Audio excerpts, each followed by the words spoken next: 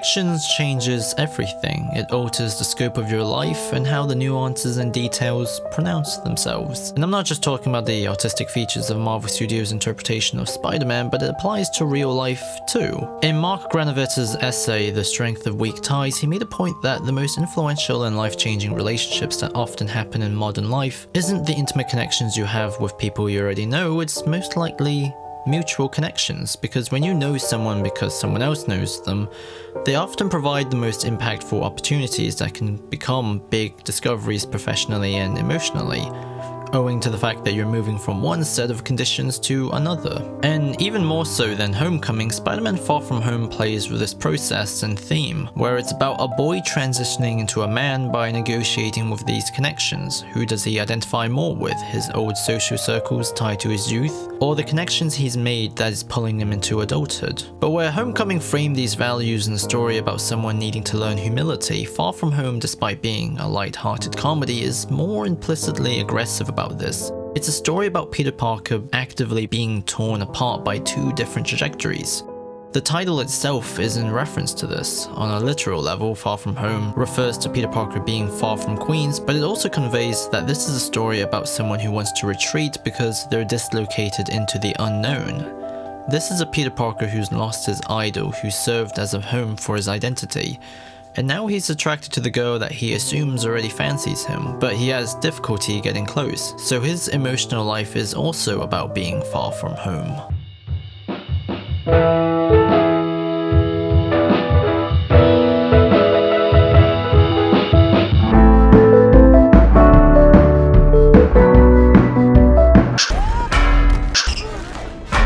Hungry? Hi, Peter. Hey, Happy. Zika. What the? All the humor in Far From Home is often used as a mechanism to highlight these trajectories, such as Nick Fury constantly comedically hijacking Peter's school vacation. There's also Peter Parker almost blowing up his classmates. As I explained further in my Marvel Studios Spider-Man essay, this interpretation is fixated on the consequences of social capital. Peter Parker, by simply knowing Tony, has involved him in the social workings of powerful people that is innately incompatible to his pre-established life. I saw you at the funeral, but I didn't think that was a good time to exchange numbers. It's hard for Peter to be engaged with the little things in his day-to-day when the scope of his life forces him to worry about bigger things, to the extent that Peter Parker wanting to bang MJ but constantly being pulled out spotlights the differing positions. But it also shows how much this Peter Parker has changed. Too late. You guys are losers. If you were to ignore the mid-credits cliffhanger, Far From Home works effectively as an ending to Peter Parker's journey. Civil War and Homecoming was the first act that encapsulated his departure from a kid pursuing an oppression to discovering his own sense of individual identity. The love story between him and Liz directly mirrors the development of his identity in relations to Tony and the Avengers. He's attracted to Liz because she's hot and, in the nicest way possible, looks older than him, symbolizing that maturity to Peter Parker is something that's flattering but exists unavoidably superficially, and the thinness of this ideal is exposed when the only way to be with Liz on prom night is to sacrifice his natural sense of morals, his soul effectively. And don't you ever interfere with my business again. Now, you go on in there, you show my daughter a good time, okay? But after having failed to impress his idol earlier on, he chooses not to. He chooses to be who he is naturally rather than the flattering image of what he wants. He fights the Vulture, he turns down the Avengers, he grows up the moment he stops trying to come off like a grown-up. And then in Infinity War we see his initiation. Peter Parker's independence is what pushes him into going above and beyond in helping Iron Man and Doctor Strange. Friendly neighborhood Spider-Man. Somebody's gotta look out for the little guy, right? No, you didn't. I You did could think this not through. have possibly thought You this can't through. be a friendly neighborhood Spider-Man if there's no neighborhood.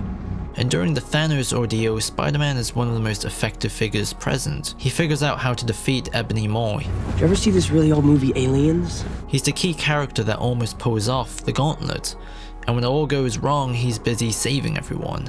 Peter Parker achieves that heroic, flattering identity finally by facing the apocalypse bravely. Even when he dies, he apologizes and looks up, because that's who he is. Someone who's always looking up, who's always humble. As I quote from Joseph Campbell, this is Peter Parker's ultimate boon. This is his achievement, which is further solidified in Endgame when he's at the forefront at Tony's funeral, shoulder to shoulder with Captain America. In Far From Home, similar to Homecoming, it's a love story again, but the person he wants to bang isn't the outstanding hot girl, it's the introverted, lonely, weird girl.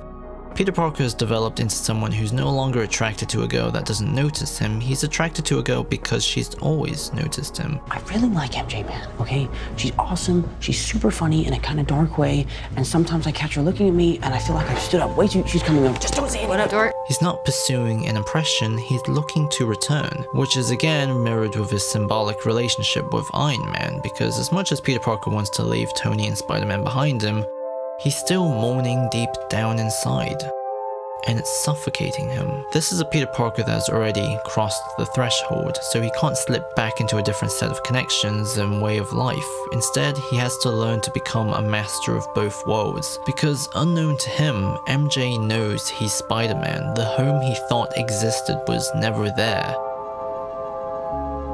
Were you only watching me because you thought I was Spider-Man? It was all an illusion. And this is where we get to Mysterio. Mysterio is more or less the narrative interrogator who maps out Peter Parker's identity and its different connections. He effectively weaponizes the self-concept theory, from his ideal self, his self-esteem, and self-image. The self-concept is something I explained far more thoroughly in my other Spider-Man videos, including one completely focused on the Sam Raimi trilogy, so I recommend watching that. I'm sorry, Tony. After Endgame, Spider-Man's ideal self in the form of Tony is dead, which therefore damages Peter's self-esteem because he's orientated himself backwards unknowingly, and has in turn made him lose touch with his self-image. What is it like to take over from Tony Stark? There's some big shoes to fill. Tony's glasses shines a light to this because now he has to see with the eyes of a man even though he still sees himself as a boy. He can't love nor be confident with himself because he can't see who he is, only who he isn't. In a strange way, Ned Leeds is used to directly contrast this subtle, ineffective attitude because just by being himself, Ned lands himself a girlfriend immediately out of serendipity. Whereas Peter Parker is unable to initiate the relationship he wants because he's so distracted and trapped trying to grasp an illusion rooted in his lack of emotional awareness that he can't engage in the present and therefore can't be awarded the same level of serendipity. Hey, I gotta go. Could you just tell MJ that I'm sick or something? Okay. And this is what Mysterio exploits. With charm and confidence, he's able to position himself as Peter's new ideal self. And by doing so, Peter Parker is able to return to his familiar self-image as a kid looking up for wisdom from his adults. You're a soldier, a leader. You stopped the elementals. You saved my life. You saved the world. Okay? He'd want you to have them. He doesn't want to wear the glasses, he wants to look up to the person who does. So, when Spider-Man hands the glasses over to Quentin, similar to his lesson from Homecoming, he articulates his responsibility through admitting his own failures. But in the case of this story, it's completely irrelevant because, as Nick Fury said, Bitch, please, you've been to space. Spider-Man is ready, to the point that people like Flash looks up to him, in the same way that Peter once looked up to Tony. Mysterio casts not only illusions with CGI, but he casts illusions in Spider-Man's self-identity by using his own humility against him. Peter's orientation towards the past turns his old lessons into mistakes in the present.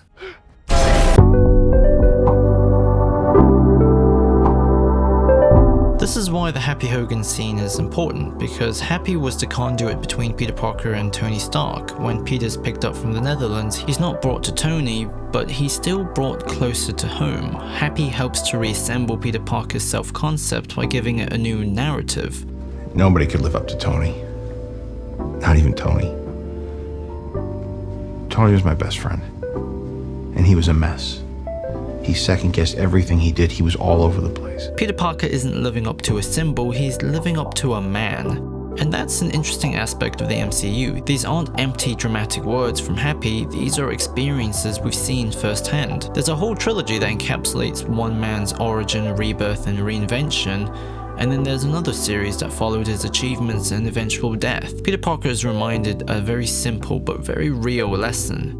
He can't strive to be the perfect symbolic simplicity of the superhero, but he can strive to simply be a better man who works to overcome his own limitations, because that was who Tony was. I am Iron Man. And Peter's limitation was an unwillingness to adjust his self-image, and now he does. I'm gonna kick his ass. The Black Sabbath song isn't supposed to communicate Spider-Man being the new Iron Man, but thematically it punctuates that this is truly Peter Parker becoming Spider-Man. He's now his own architect. Obviously, Spider-Man beats Mysterio up and there's loads of explosions and whatnot, but he beats him by specifically using his Peter Tingle, which surprisingly isn't a euphemism for getting his boner up. Come on, Peter Tingle.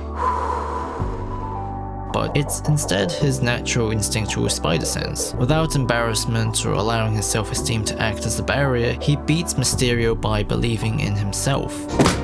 You can't trick me anymore. He then gets to go, returns home, having become a new man, and all that stuff. Peter loses his connection towards his external ideal self in order to live by it within himself. It takes the death of his mentor and the defeat of his replacement to recognize this, and this is what the 5-film story arc of MCU Spider-Man concentrates on within the realms of responsibility. The consequences of this Spider-Man's life aren't the mistakes he makes with people, but are the mistakes he makes with himself. How he understands the difference between what man he wanted to be and what man he already is directly part of it, and it's all coming from his decision to choose who he wants to be surrounded by, which connections he treasures the most.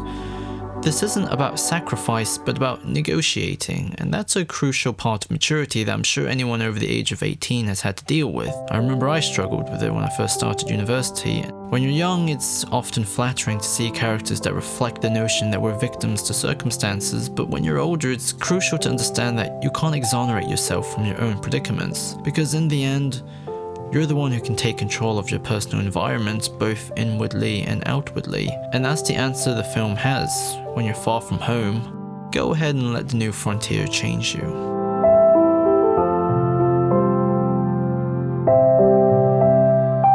Far From Home is a weird film. I think John Watts is a great director of actors, but a pretty flat director of action, and in general I think kinda lacks a sense of filmmaking style, but that doesn't disregard that he's also incredibly in touch with the nuances of portraying and examining youth. When Spider-Man has his big kiss in both Raimi's and Webb's interpretations, it's a big cinematic moment portrayed as dramatically grand as possible, whereas when Peter and MJ kiss in Far From Home, it's unflatteringly awkward. And that's the subtle approach to the performative details that gives the MCU version of Spider-Man a sincere creative identity. These films aren't about turning a coming-of-age tale into a serious opera, they're jovial films about the preciousness of change. And I think that's pretty cool.